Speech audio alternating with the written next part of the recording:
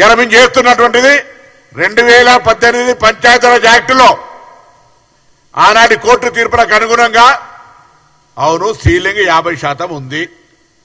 రేపు మేము 42% అమలు చేయాలంటే దాటిపోతున్న సందర్భంలో ఆ క్లాస్ తీసేసినాం. దానితో న్యాయపరంగా ఏం చిక్కులు వస్తాయని వీళ్ళే ముందు ఊహించి ఎందుకు వస్తాయి? మీ పార్టీలో న్యాయస్థానం లేచి దీన్ని సతాయించదలుచుకున్నారా? ఇప్పటికే మీరు బీజేపీ టీఆర్ఎస్ పార్టీలు రెండు ఒకటే, ఢిల్లీలో చూస్తే గలీలో కూర్చి ఇద్దరు వాయిస్ ఒకటే. చూడండి ఏం మాట్లాడినా మళ్ళీ ఇద్దరు కలిసి దొంగ దొంగ అన్నట్టు ఇద్దరు కూడా కలిసి కాంగ్రెస్ పార్టీని సిద్ధాంతపరంగా వ్యతిరేకించడానికి బీసీలకు చేస్తున్న న్యాయాన్ని అనుమానాస్పదంగా ఒక చిత్రీకరించే ప్రయత్నంలో మీరే న్యాయపరమైన చిక్కులు తెచ్చే విధంగా పార్టీనే ఆనాడు మండల్లో కమండలు ఎట్లా అన్నారో ఇప్పుడు లీగల్ ఇష్యూస్ తెచ్చే ప్రయత్నం చేస్తున్నా. అట్లా మీరు తేనట్టయితే బరాబర్ తెలంగాణ 42% రిజర్వేషన్ తో ముందుకు పోతుంది. ఈ తెలంగాణలో స్థానిక సంస్థలలో 42% ప్రజాప్రతినిధులు పెరుగుతారు. మీకు ఇష్టం లేకపోతే ఇటువంటి మాటలు బయటకు వస్తా ఉన్నాయి. ఇష్టం ఉంటే స్థానిక సంస్థల 42% బీసీ రిజర్వేషన్లు స్వాగతిస్తారు. కడుపులో కత్తులు పెట్టుకొని అలుముకున్నట్టుగా బీసీల గురించి ముసలి కన్నీరు గారుతున్నట్టుగా.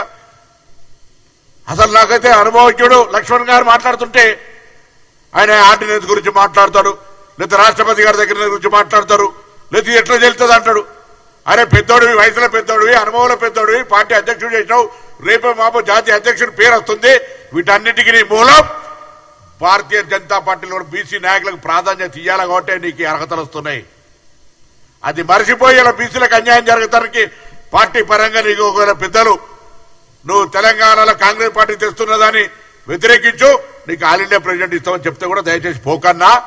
ఇవాళ ఒక కాడ ఈ రాష్ట్రంలో శురువైతే ఇవాళ కులగణన ఇక్కడ శురువైంది కాబట్టి దేశంలో Bharatiya Janata party role model గా తీసుకొని ముందుకు పోతా ఉంది.